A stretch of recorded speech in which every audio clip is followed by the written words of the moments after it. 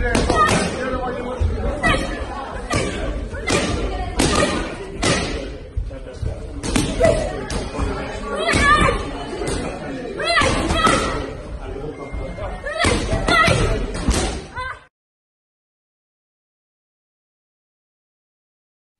I'm with amateur boxer Maisey Rose Courtney of Repton ABC. How are you doing today, Maisey?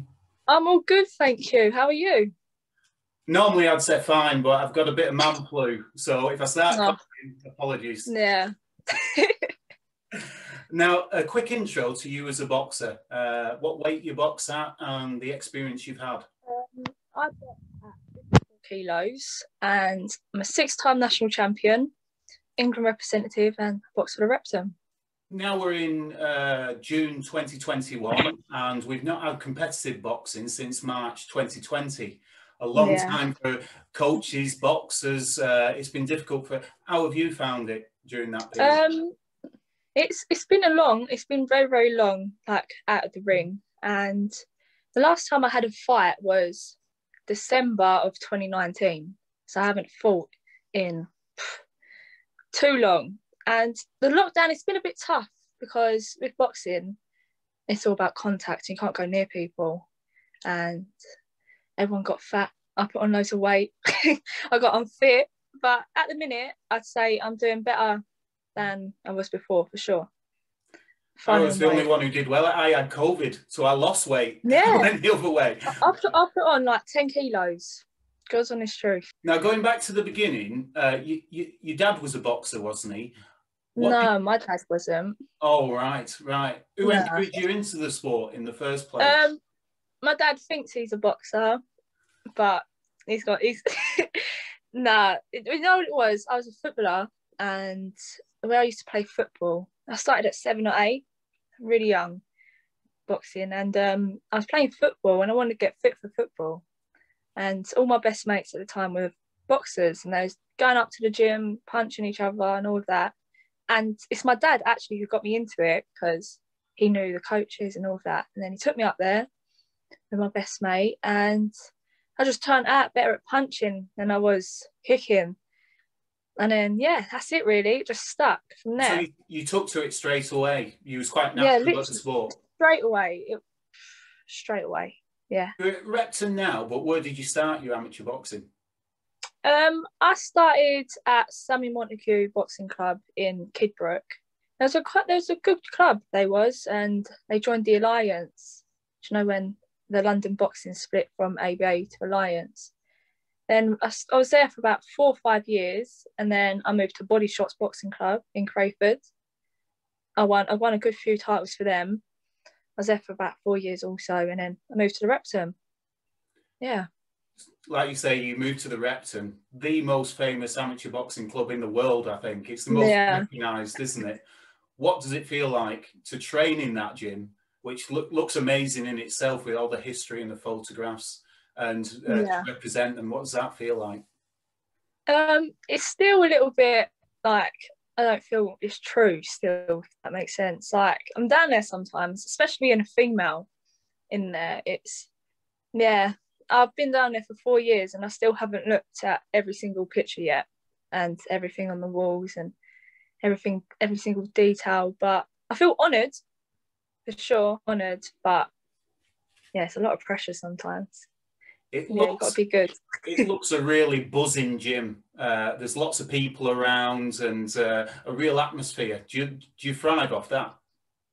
Yeah. So yeah, that's the atmosphere, and all the best boxers come out of Repton, don't they? All the champions, and when you're all training next to each other, you drive each other on. Like, if someone's next to me and they're skipping that little bit faster than me, I'm like, what are you doing? I'll skip faster than them, and then everyone's like really, really competitive, and it's a good like family. Yeah.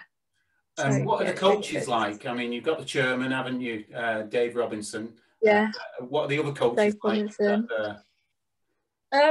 It's just old school. It's the only way I could really explain it, to be honest. And like, they tell you how it is, and that's what I think some people miss out, especially in boxing, because boxing, you can't mess about in it. It's like, you're going to a fight, potentially you could be there and get knocked out.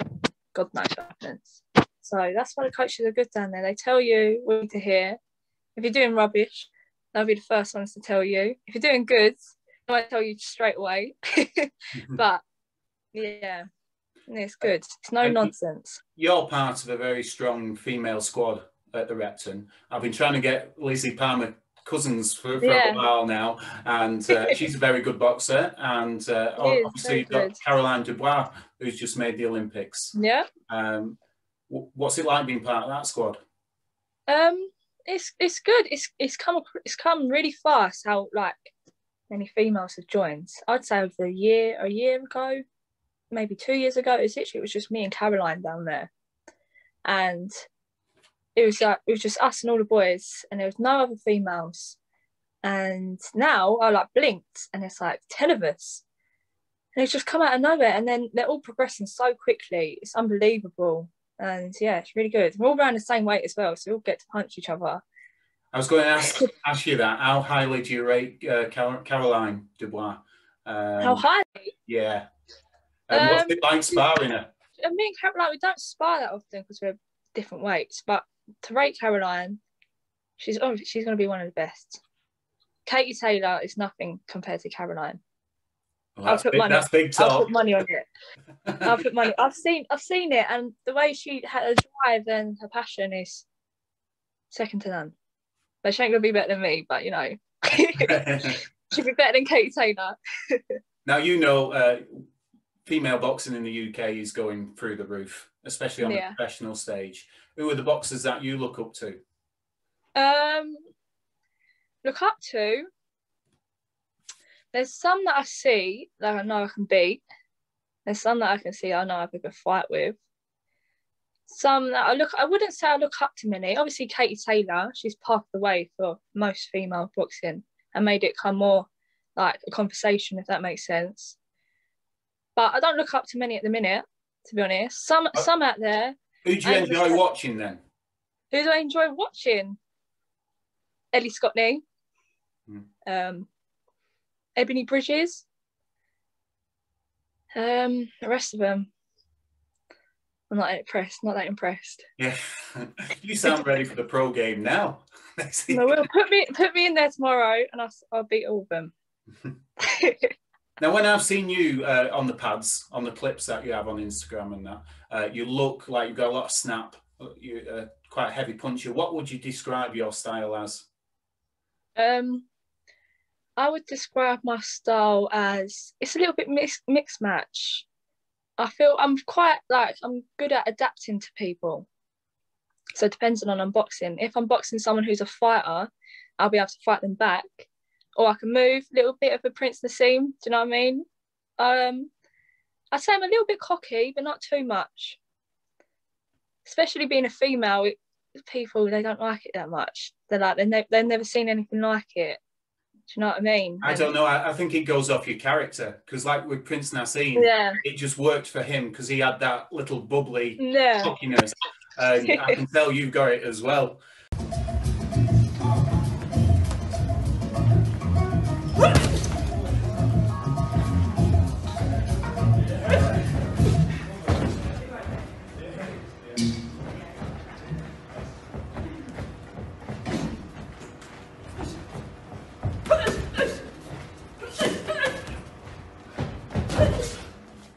Now, looking back at your amateur career, what are your memories of your first amateur bout and your favourite amateur bout?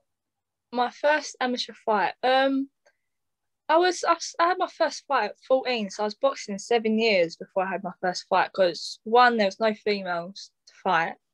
Two, it was just I was having loads of gym fights and loads of like skills bouts and things like that. So I had loads of experience before I went in there. And funny story actually, I didn't have I had to earn like my boxing gear, like my gloves and my boots and my shorts.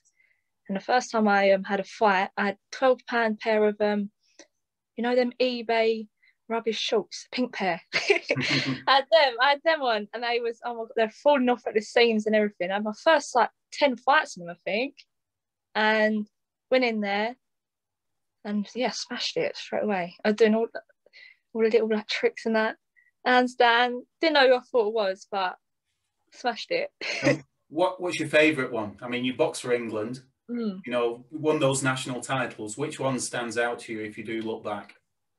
My favourite one performance-wise is I boxed for England against Australia, and she went to the Worlds actually. She got gold in the world, not gold, silver. Yeah, silver in the Worlds. And I went in there, and I don't know what I come out southpaw. I'm orthodox. Come out southpaw.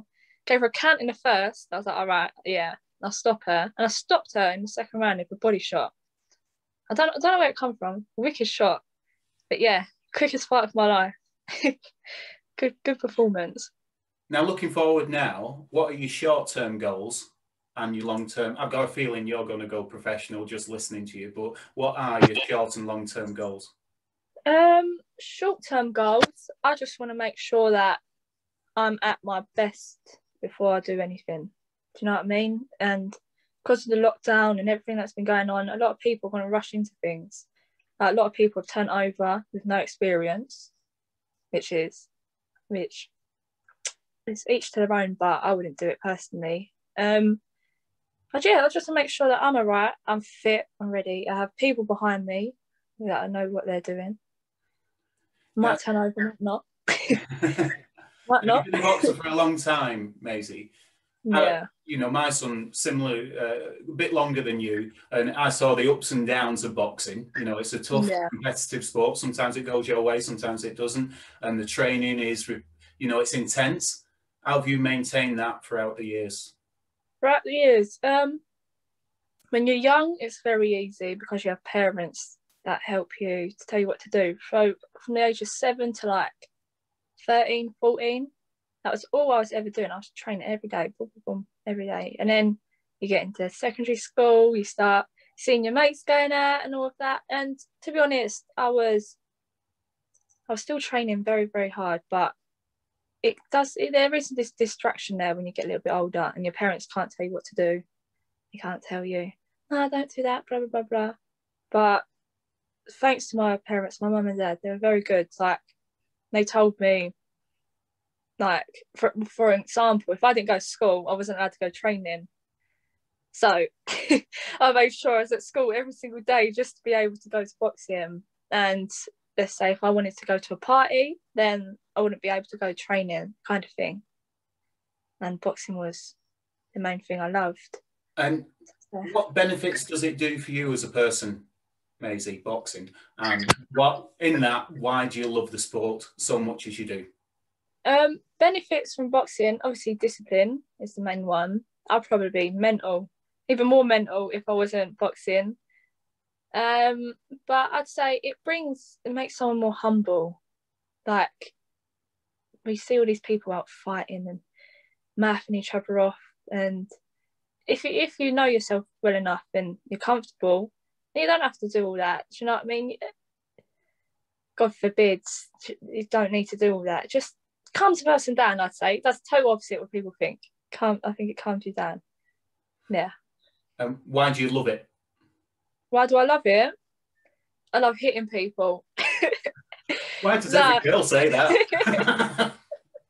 No, do you know what it is? It's more of like, you do something, for example, like in boxing, and it looks good. And you're like, oh, that's wicked. Or you shock yourself. The amount of times I've shocked myself doing stuff, I don't even know I've done it half the time. It's more of that. And then from that, it goes to winning things, and I feel like little achievements, like slipping a 1-2.